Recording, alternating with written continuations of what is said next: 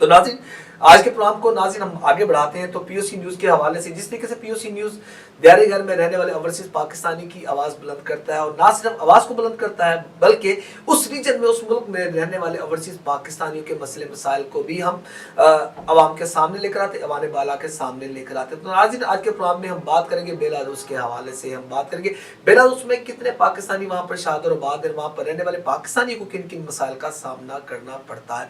तो नाज़रीन, आज के प्रोग्राम में हमें ज्वाइन करेंगे पाकिस्तान ओवरसीज कम्युनिटी ग्लोबल के सदर बेलारूस से जनाब जमात खान साहब हमारे साथ मौजूद होंगे। उनसे बात करते हैं जमात खान साहब से कि वो इस वक्त हमें ज्वाइन किया Pakistan overseas community global Belarus के सदर जनाब जमात खान साहब ने। अस्सलाम वालेकुम जमात खान साहब, बहुत बहुत शुक्रिया आपका टाइम देने का। तो सबसे पहले आप बताइएगा, आप पाकिस्तान ओवरसीज कम्युनिटी ग्लोबल का हिस्सा हैं और आप सदर भी हैं, और सबसे पहले आप ये बताइएगा, क्या आप पाकिस्तान ओवरसीज कम्युनिटी ग्लोबल से मुतमईन हैं? जी वालेकुम सलाम। जी, POC Pakistan overseas community global का क़याम एक बहुत अच्छा कदम उठाया गया है, क्योंकि उसके क़याम के बाद एक ये प्लेटफॉर्म बन गया है जहां पे सब ओवरसीज पाकिस्तानी एक प्लेटफॉर्म पे खड़े होके अपनी आवाज बुलंद कर सकते हैं, अपनी आवाज, अपने मसले मसाइल को पाकिस्तान के आला ओहदेदारों तक पहुंचा सकते हैं। तो मेरा ख्याल है कि ये बहुत अच्छा कदम उठाया गया है, क्योंकि इससे पहले कोई इतनी बड़ी ऑर्गेनाइजेशन इतने ज्यादा ममालिक में नहीं फैली थी, और इसका सब क्रेडिट जनाब चेयरमैन साहब को जाता है, मियां जावेद मियां तारिक साहब को। जी जमात खान साहब, बिल्कुल आपने सही बजा फरमाया। जिस तरह आपने जिक्र किया कि एक ऐसा प्लेटफॉर्म ओवरसीज पाकिस्तानियों के लिए होना चाहिए था, और वो पाकिस्तान ओवरसीज कम्युनिटी ग्लोबल की सूरत में ओवरसीज पाकिस्तानियों के सामने है। तो जिस तरह पीओसी न्यूज़ में हम जिक्र करते हैं ओवरसीज पाकिस्तानियों के मसले मसाइल के हवाले से, सबसे पहले आप ये बताइएगा कि आप जिस रीजन बेलारूस में आप कई सालों से आप क़याम पजीर हैं, वहाँ पर रिहाइश पजीर हैं, और ये भी बताइएगा वहाँ पर पाकिस्तानियों की तादाद कितनी है और किन किन मुश्किलात का सामना पाकिस्तानियों को बेलारूस में करना पड़ता है। जी, बेलारूस में तकरीबन 70-80 लोग पाकिस्तानी रहते हैं। तो क्योंकि छोटा मुल्क है, यहाँ पे ज्यादा रोजगार भी नहीं है।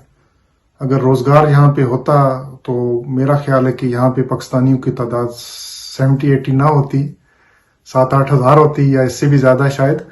तो इस वजह से यहाँ पे प्रॉब्लम पाकिस्तानियों को एज यूजुअल जो है, इमिग्रेशन की प्रॉब्लम या पासपोर्ट बनाने की प्रॉब्लम या आइडेंटिटी कार्ड बनाने की प्रॉब्लम यही होती है, क्योंकि यहाँ पे पाकिस्तान एम्बेसी में अभी तक मशीन रीडेबल पासपोर्ट बनाने की फैसिलिटी मौजूद नहीं है। इस वजह से लोगों को ऑनलाइन अप्लाई करना पड़ता है पाकिस्तानी पासपोर्ट। और उसके अलावा मेरे ख्याल में पाकिस्तानियों को यहाँ पे इतनी कोई खास कोई नहीं है प्रॉब्लम। जो प्रॉब्लम आती है उनको इंशाल्लाह हम एम्बेसी के साथ ये दूर करने की कोशिश करते हैं।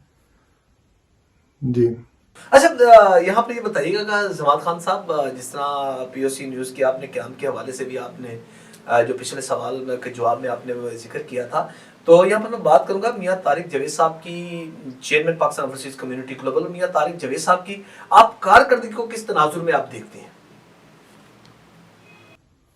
जी, अपना जावेद चेयरमैन साहब मियां जावेद तारिक साहब को मैं अप्रिशिएट करना चाहता हूं कि उनकी काविशों की वजह से आज हम लोग ये आपस में बैठे हैं, बातचीत कर रहे हैं, और एक प्लेटफॉर्म बन चुका है। और इस प्लेटफॉर्म की वजह से आज हम दुनिया भर में हमारी आवाज़ बुलंद हो रही है, और मैं उन्हें बहुत खराज तहसीन पेश करना चाहता हूं कि इतने कम वक्त में उन्होंने इतने ज्यादा लोगों को एक प्लेटफॉर्म पे इकट्ठा कर दिया है। जी जमात खान साहब, बिल्कुल मियां तारिक जावेद साहब की जो काविश है वो मेरे ख्याल से सुनहरी हरूफ में ही आने वाले वक्तों में लिखी जाएगी। प्लेटफॉर्म पर सबको इकट्ठा कर दिया, और ऐसा लगता है बिल्कुल पूरी दुनिया एक ऑलरेडी तो ग्लोबल विलेज है, लेकिन पूरी दुनिया को समेट कर पाकिस्तान को समेट कर एक प्लेटफॉर्म पर सबको इकट्ठा कर दिया, वहाँ पर सब आगे। तो यहाँ पर मेरा आपसे अगला सवाल मेरा आपसे ये होगा, जिस तरह भी आप एम्बेसीज का जिक्र कर रहे थे, आप बता रहे थे, अब پاکستانی امبیسی جتنے بھی ممالک میں وہاں پر شدید مشکلات کا سامنا کرنا پڑتا ہے. پاسپورٹ کا مسئلہ ہے, اس کے علاوہ آئی ڈی کارڈ کا مسئلہ ہے, اس کے اور بھی بہت سے مسئلے مسائل ہیں. تو آپ یہ بتائیے گا وہاں پر جو بیلاروس میں پاکستانی امبیسی کام کر رہی ہے اس کا جو ایک ایٹیٹیوڈ ہے پاکستانیوں کے ساتھ, اپنے ہم وطنوں کے ساتھ, وہ کیسا ہے؟ جی, میں ایمبیسی کی کارکردگی پہ بہت مطمئن ہوں, کیونکہ 2015 میں یہاں پہ ایمبیسی پاکستانی کھلی تھی. تو اس کے قیام کے بعد بہت سہولتیں ہو گئی ہیں لوگوں کو. پہلے بیلاروس کے اندر ایمبیسی نہیں تھی, تو جتنے بھی پاکستانی کمیونٹی بیلاروس میں موجود ہے ان کو کوئی کام ہوتے تھے, پاسپورٹ ایکسٹینڈ کروانا یا کوئی لیٹر یا کوئی اٹیسٹیشن کرانی ڈاکومنٹس کی, تو وہ ان کو جانا پڑتا تھا رشیا کے لیے. اور رشیا یہاں سے تقریباً 700-800 کلومیٹر دور ہے. اس وجہ سے پرابلم ہوتی تھی, لوگوں کو ویزے لینے پڑتے تھے اور پرابلم تھی. لیکن اب انشاءاللہ یہ پرابلم دور ہو گئی ہے پاکستانی ایمبیسی کھلنے سے. اور پاکستانی ایمبیسی کافی تعاون کرتی ہے ہر پاکستانی کے ساتھ.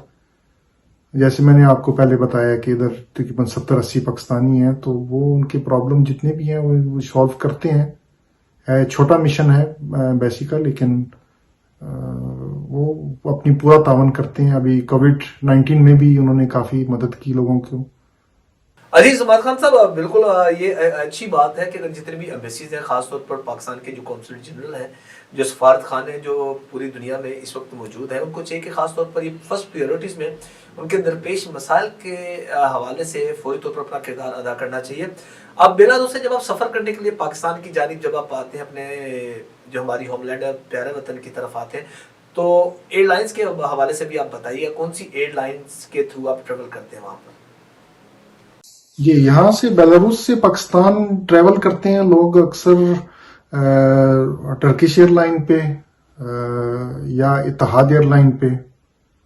اور اس کے علاوہ کووڈ-19 سے پہلے یہاں پہ ازبک ایئر لائن بھی چلتی تھی, یعنی کہ آپ تقریباً ود ان 12 آورس آپ پاکستان پہنچ جاتے تھے, 12 to 15 آورس میں. جی زماد خان صاحب, ہم نے جو سٹارٹنگ میں ہم نے پروگرام کیا اور سب سے پہلے اوورسیز پاکستانیوں کی آواز کو ہم نے بلند کیا. جو سب سے بڑا مسئلہ خاص طور پر اوورسیز پاکستانیوں کو پیش آتا ہے, کسی بھی ممالک کی جو جیلیں ہیں وہاں پر پاکستانی قید ہیں, اس حوالے سے پی او سی نیوز نے آواز کو بھی بلند کیا. تو میرا آپ سے اسی سے ریلیٹڈ سوال ہوگا, آپ کی نظر میں اگر اس بیلاروس میں اگر کوئی پاکستانی کتنی تعداد میں وہاں پر قید ہیں یا نہیں, ان کی تعداد ہے یا نہیں, اس بارے میں بھی آپ ہمیں آگاہ کیجیے گا. اللہ تعالیٰ کا شکر ہے کہ اس وقت کوئی بھی پاکستانی بیلاروس کی جیلوں میں موجود نہیں ہے. تو پچھلے سالوں میں تھے چند پاکستانی, لیکن پاکستانی کمیونٹی اور پاکستان ایمبیسی کی مدد سے ان لوگوں کو جلد از جلد پاکستان بھیج دیا گیا تھا. تو اس وجہ سے جب وہ یہاں پہ موجود تھے جیلوں میں لوگ, تو پاکستان ایمبیسی نے بھی کافی مدد کی. میں ایز اے ٹرانسلیٹر اور ایز اے ان کا کافی میں مدد کرتا رہا ہوں. ہیئرنگ پہ بھی ایمبیسی موجود رہی ہے ہمیشہ ان کی عدالتوں میں, اور اس کے علاوہ جیل میں بھی ایمبیسی ہمیشہ ہر 6 منتھ میں جاتی رہی ہے لوگوں کے پاس, ان کو کھانے پینے کی اور ضروری اشیاء دیتی رہی ہیں, فراہم کرتی رہی ہے. تو اللہ تعالیٰ کا شکر ہے کہ ابھی فی الحال کوئی پاکستانی یہاں پہ موجود نہیں ہے جیلوں میں. اور ماشاءاللہ ہم بھی سب امید کرتے ہیں کہ کوئی بھی پاکستانی کسی بھی قید میں, کسی بھی جیل میں قید نہ ہو, اور یہ ہماری نیک خواہشات ہیں. تو میرا آپ یہ بتائیے گا زماد خان صاحب, تجارت کے حوالے سے پاکستان تو آلریڈی ایک ایگریکلچر لینڈ بھی ہے. اگر ٹریڈ کی جب ہم بات کرتے ہیں تو دوسرے ممالک کے درمیان ٹریڈ کو فروغ ملنا چاہیے. تو اگر ٹریڈ کا جہاں تک تعلق ہے بیلاروس اور پاکستان میں, اگر ٹریڈ کے حوالے سے بات کی جائے تو ٹریڈ کا کیا کانسیپٹ ہے, اور کون سی ٹریڈ ہے جو کامیاب ہو سکتی ہے اگر بیلاروس کے ساتھ اگر کی جائے تو؟ جی, پاکستان اور بیلاروس میں ٹریڈ ہوتا ہے کافی. یہاں کے جیسے آپ سب لوگوں کو معلوم ہے کہ بیلاروس کے نام سے بیلاروس ٹریکٹر بہت مشہور ہے. تو سب سے پہلے تو پاکستان میں بیلاروسی ٹریکٹر یہاں سے ایکسپورٹ کیے جاتے ہیں. اس کے علاوہ اس کے اسپیئر پارٹس بھیجے جاتے ہیں, بچوں کا خشک دودھ بھیجا جاتا ہے یہاں سے, ٹائرز یہاں کے بڑے مشہور ہیں, مشین ٹولز, کھاد اور اخبار کا کاغذ جو ہوتا ہے وہ بھیجا جاتا ہے یہاں سے.